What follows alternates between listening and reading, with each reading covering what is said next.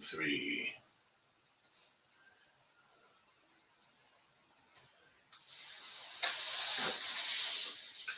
Testing 1, 2, 3, 4. Testing 1, 2, 3, 4.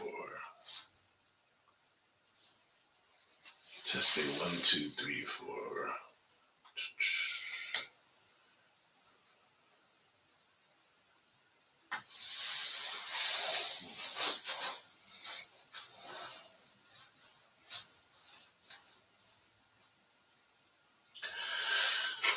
So,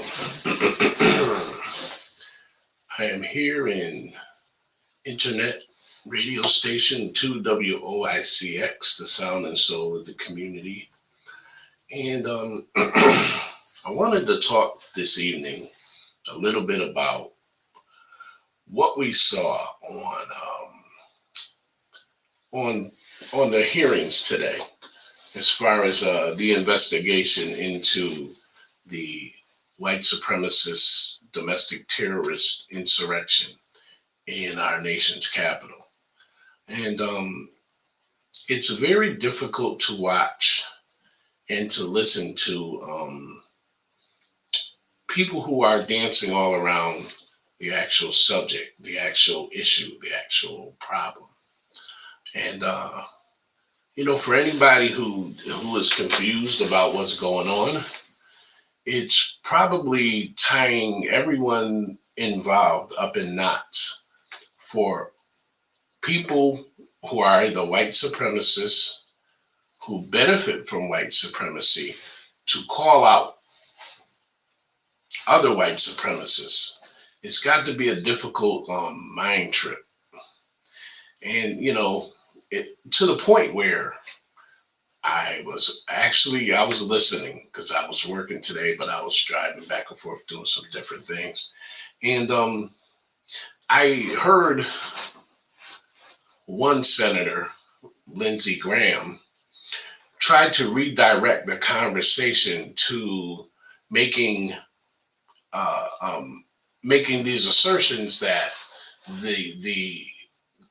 that we need to be investigating Black Lives Matter and Antifa, along with, the subjects of this investigation, who are white supremacist domestic terrorists. I say those words a lot because people try to tend to avoid them. Even FBI Director Christopher Wray at one point said, radicalized, I don't want to quote him because I don't remember the exact quote, but he did say at some point, what you would call white supremacy. And I'm sitting here thinking, what do you call it? It's very hard for them to just say these words and repeat them so that they become part of the general language, so that we have a focal point on what we're looking at. To Black people, and by the way, I don't know everything.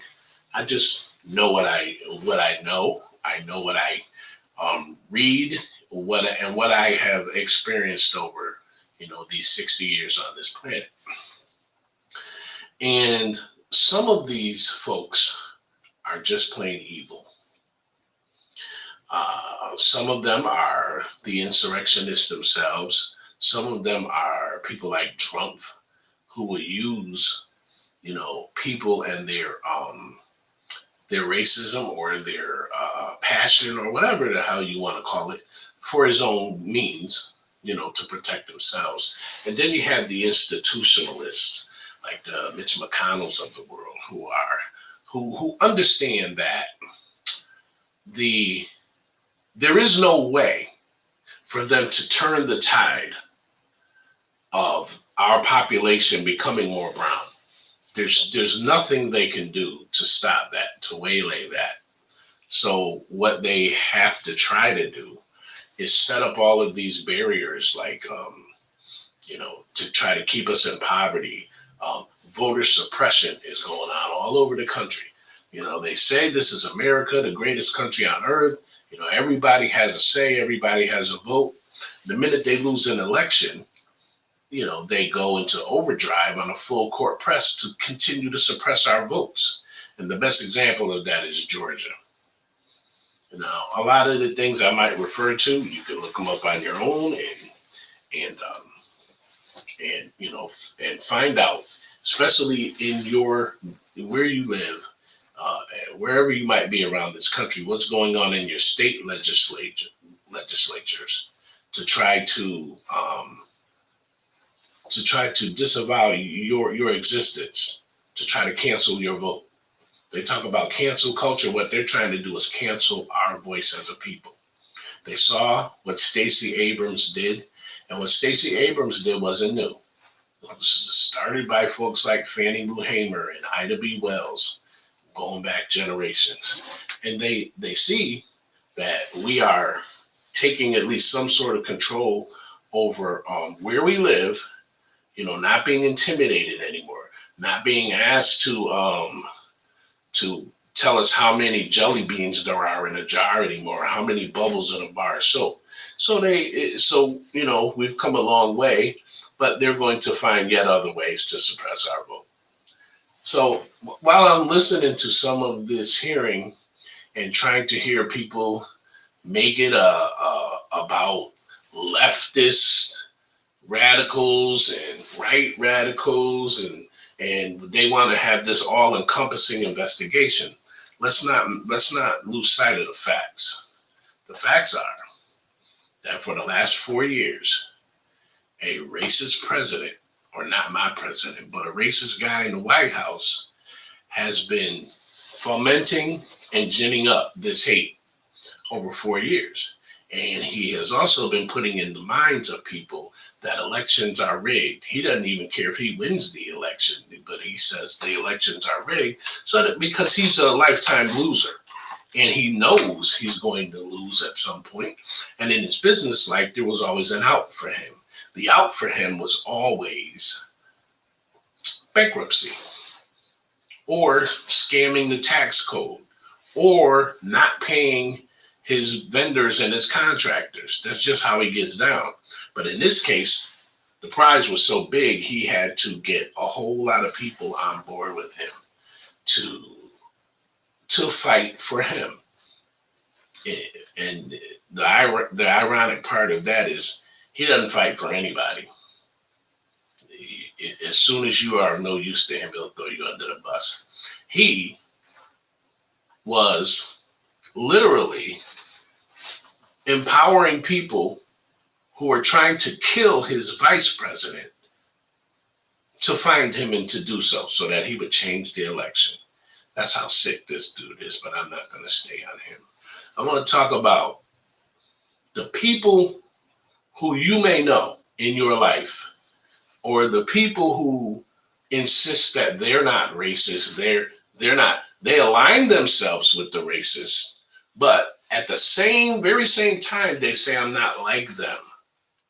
So I'm with them, but I'm not really like them. And to that, I want to talk about something called cognitive dissonance. Now, I'm not a clinician. I'm not a psychiatrist. I'm not a psychologist. I can speak to this anecdotally based upon what I've been observing over years and what I've been reading about how this works.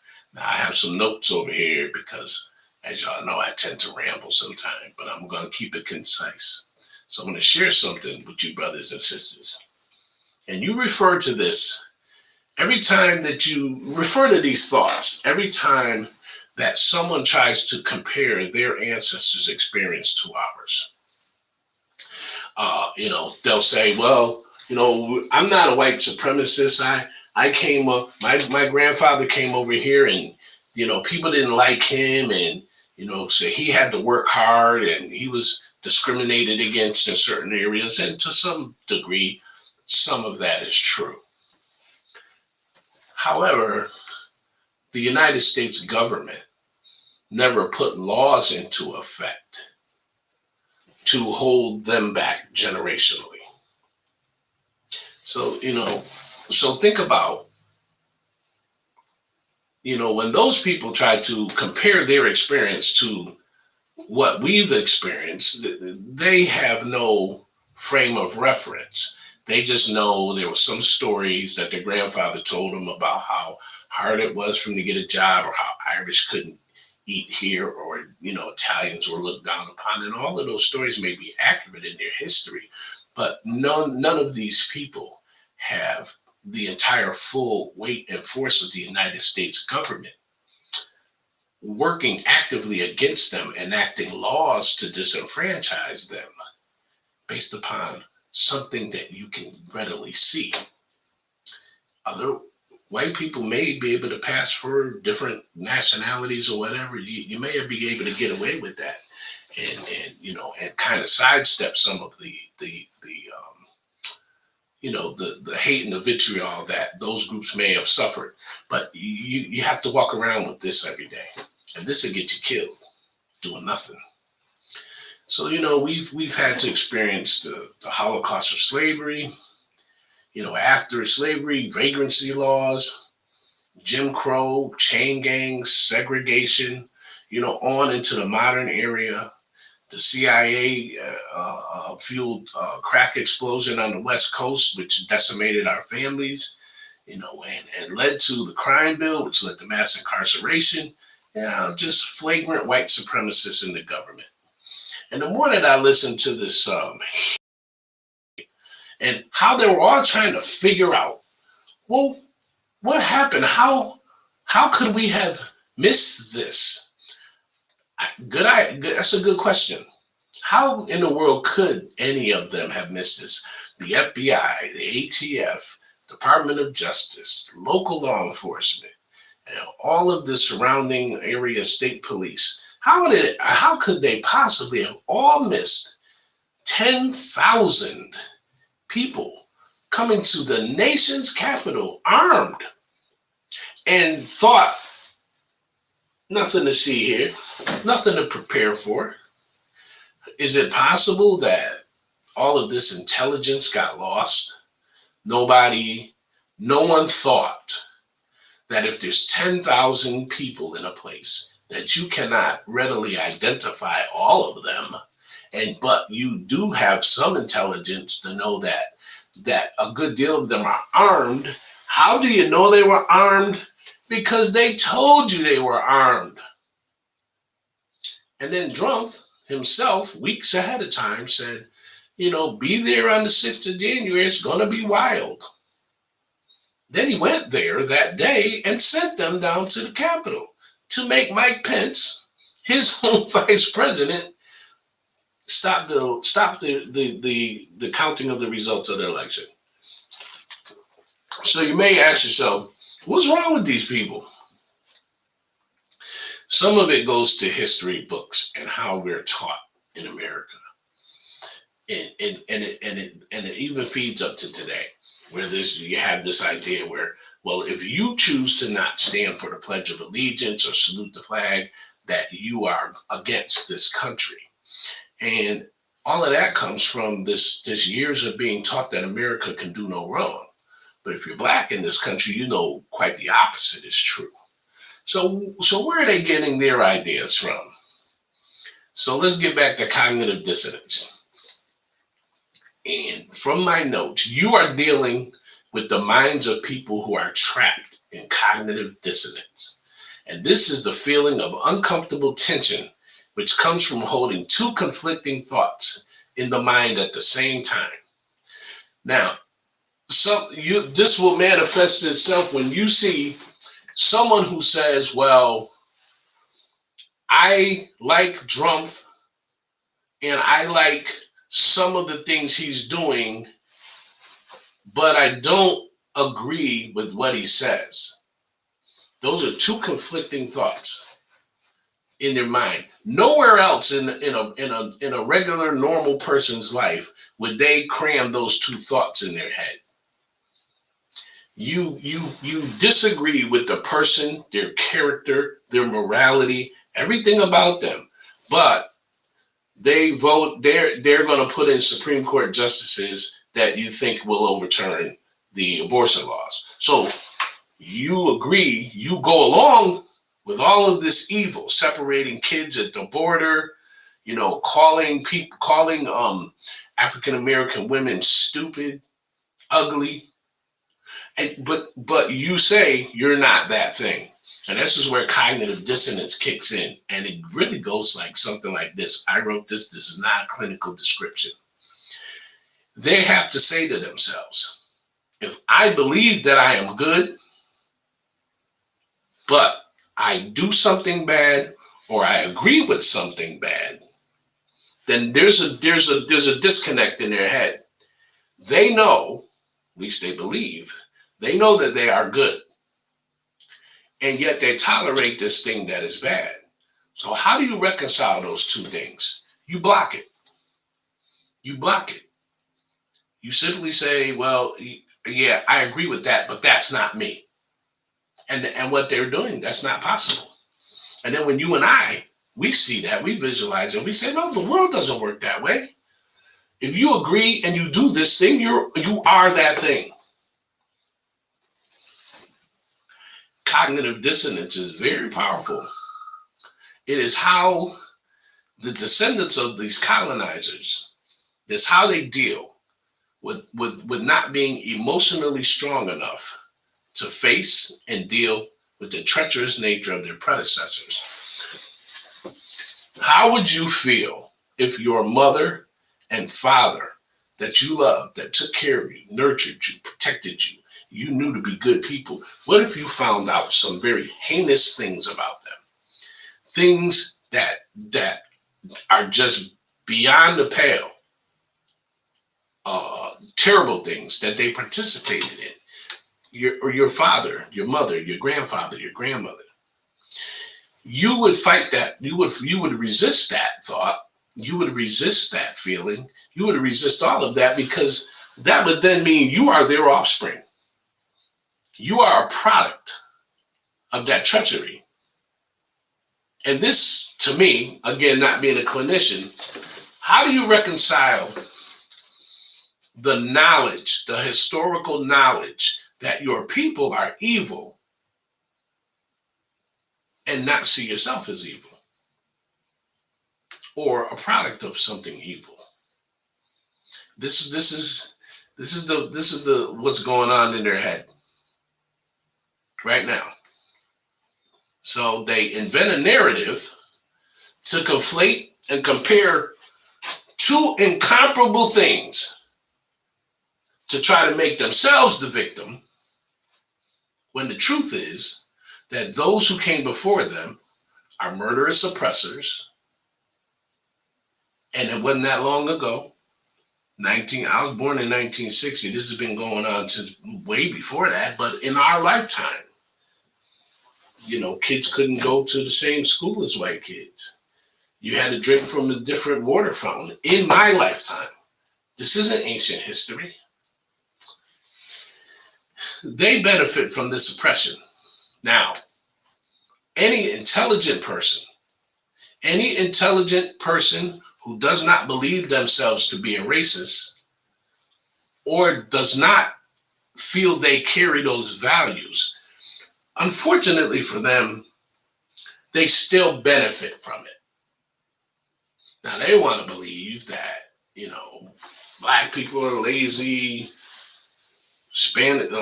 Puerto Rican people, they just want to come here and live off the government. They say all of these things to themselves. Most of these people have not achieved anything in their lives. So they're always looking for a scapegoat to explain why they don't have anything. They can't do anything. And it's easy to point at someone. We all know that. It's easy to point at somebody else to try to, sidestep your own shortcomings or not face them and look at them. So now, the way history is written, it is written as though they are the saviors of civilization. That's why, generally, we aren't taught anything about the great civilizations of Africa, or try to change world geography and make Egypt and the Fertile Crescent part of the Middle East when it's all Africa. because then they would have to teach that the great civilization started in Africa. But they want to take us to ancient Rome and Greece, who anybody who knows history knows that um, um, Egyptian knowledge was stolen, shit was burned down, everything was co-opted, brought to Europe and anglicized, changed everything from its brown origins to white. They're not going to teach us any of that because that knowledge would empower us and it would diminish their standing. But it would be fair and it would be accurate. So imagine colonizers come here, bring disease, bring savagery, from Columbus's first voyage. It was just terrible. And in settling this country, they broke more than 500 treaties with the natives who were already here. 500 treaties they signed in good faith, and then they broke them. And when they broke them, and the natives said, "Well, we have a treaty. You signed it. In fact, you wrote it, and we all agreed." They proceeded to kill them, their families, their women, and their babies. At the same time, they're dragging Africans in here to work the land for them. Now, I could imagine if I were white, I wouldn't want to be taught all of this. But it's true and it's accurate. And what's funny is, what's laughable is, they call us animals. They call the natives savages. And the fact of the matter is, neither one of those groups of people, of which we are all descendants of either Africans or natives, that's a whole nother story we're going to get into one day. They call us animals and savages. We haven't hurt anyone. We haven't hurt anyone on this continent in mass. We have not set upon a campaign to get revenge against white people. We haven't hurt anyone. All we ever did was worked as hard as we possibly could to try to take advantage of the promise that they told us we could have if we just did the right thing. Now we do the right thing walking down the street with a bag of Skittles and an iced tea and get the head blown off. So I digress. This cognitive dissonance that gets them to deny in our face everything that we both know is happening. It's a mental defense mechanism and is designed to avoid a truth that is too difficult for them to face about themselves. And the ironic part about that is, if they could just do that, they would understand the treachery of what happened before, and they would make amends. It would help us, but it would help them even more. It would help them to become complete human beings in the face of a tragic history. Now, cognitive dissonance will allow 74 million people to persist down a path that they know is evil. When you talk about Trump, I don't understand him because I don't get him. He's nothing. They don't love him. They don't like him. And it might sound crazy for me to say that the way they run around here with the flags and stuff, but he's not a thing. He's representative of a thing. He's the first guy who came out and said out of his mouth all of the things that they knew was socially unacceptable for them to say because it was the right thing. And he says it out loud. And that makes him their champion. And they still don't see themselves as evil. What they say is, well, they're just speaking their own mind. You can't cancel culture cancel us. You can't, people really think that you have the right to say anything no matter how stupid it is or how harmful, which gets us back to January the 6th. People died there. A police officer died there. Many people were hurt. Many police officers were injured. And by people carrying drunk flags and the flag of the Confederacy, our mortal enemies, beating cops with those flags. And what do they want to do at this hearing? They want to check on Antifa. Cognitive dissonance. It's not us. It can't be us. We're the good guys. We wear the white hats. We ride the white horses. We save everyone. We give everyone Christianity. We give everyone democracy. We can't be evil. But history says something else. Cognitive dissonance. You can't cram those two thoughts into one head. So, they're going to just try to convince us that, they had everything just as bad as us and we're trying to take what they got, and they know none of it's true. But this denial is the self-defense mechanism that keeps them from experiencing true empathy and coming to grips with the horrors perpetrated on African Americans and natives. See, everybody knows the saying, the truth will set you free. The truth will set these people free. Because then everyone would honor and accept each other as all God's creations. And this is the thing that they say they want to do. This is the thing that they say they're about. Evangelical Christians who would hang us from a tree if they could, because they've done it in the past. By the way, that statement right there is not out of bounds, because they used the Bible to subjugate us in the first place, and they used it to justify killing us. So if Christian evangelicals could kill us today, they would. They just know they finally got the law changed enough. But they still do it. The Arbery case, brother just jogging down the street, just son into the house to get a gun. The neighbor films it. You want to tell me that that's not evil? A human being is jogging down the street. You send your son into the house to get a gun. You chase this man. You kill him while your neighbor films it. But we're the animals. So here's the thing about cognitive dissonance. You cannot penetrate this mind block that they have going on.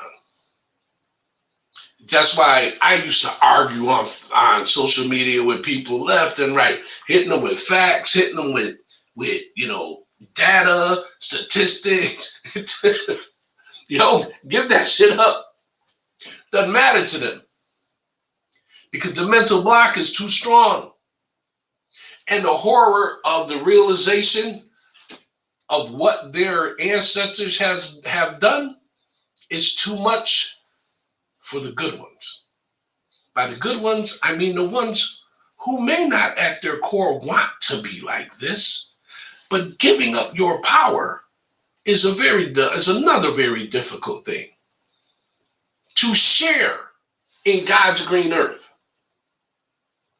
Their hate, their racism, their greed will end up being the end of us all, because there's no scenario where white folks just standing on the top of a mountain of our dead bodies, victorious. That's not going to happen. It's not going to happen. Worst case scenario is death everywhere. And it would be so easy. It could be so easy. The entire planet, on this entire planet, actual people, only inhabit 10% of the landmass on this planet. There's only people on 10%. 90% of this planet is uninhabited. We throw away 40% of the food produced goes in the garbage. And don't start with me with the socialism thing. If all wealth were spread out evenly across every person in this country, everybody would make $160,000 a year. So space isn't the problem. Food isn't the problem. Money's not even the problem. Hate, racism, and greed are the problem. You cannot penetrate the mind block that is cognitive dissonance. The problem with this is it must be given up by the offenders. And to give up the cognitive dissonance means they have to be willing to give up their absolute power over us. And there may be decent people who just, matter of fact, I know some who just want everybody to get along and everybody to thrive and to do well. But the folks at the top, these evil bastards that I was listening to in this hearing, telling us we need to look into Black Lives Matters and Antifa. They're not operating off cognitive dissonance. They're operating off pure evil, taking advantage of the people who cannot get past their cognitive dissonance. What's really, really funny and ironic? Antifa. You gotta say it scary. Antifa. Antifa isn't a thing. It's not an organization. There's no Antifa headquarters, no Antifa website. There's no Antifa office, no Antifa phone, no Antifa email. Just a made up boogeyman by the real killers. Antifa means anti-fascist. It's an ideology. It's a thought. It could be a movement, but it's not. It's not some paramilitary organization like these Proud Boy fools or these Oath Keeper oafs. It's not that. Antifa is means anti-fascist. And by definition, if you love democracy, you hate fascism. So every one of these folks out here that's so scared of Antifa, guess what? You're Antifa. If you live in a democratic country and you vote and you participate in democracy, you're also Antifa. You better get your black hood on and your scary boots. Here's the point where I start rambling. So before I go, next week on, I think it's the 10th, I'm going to make a little page for this.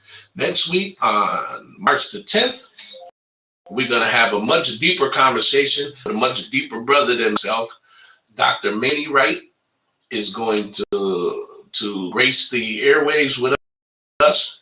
We're going to talk about all black. We're going to delve into how the United States government and the COINTELPRO program sought to dismantle Black power groups and sought to divide us as a people. So we got a lot going on. We're about to get this whole station and interviews and live radio shows and such jumping. So, in the comments, you can write what you think about these sorts of topics. And shortly, we're going to have a way for you to interact. Going to be able to call here, or we're going to answer questions in real time that you may post up. So listen, thanks for listening to me and my little tirade today.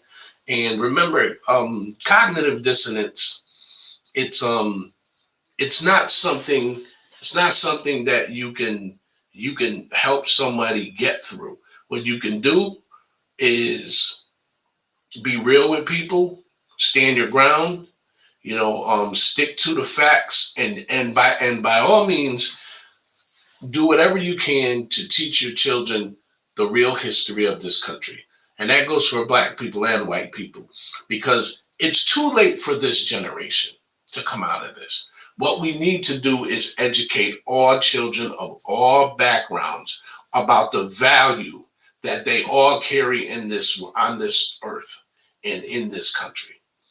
And then, maybe one day when we're gone, maybe all the hate goes with us. But for now, we fight on. So, Station 2 WICX, Sound of Solar Community, signing off.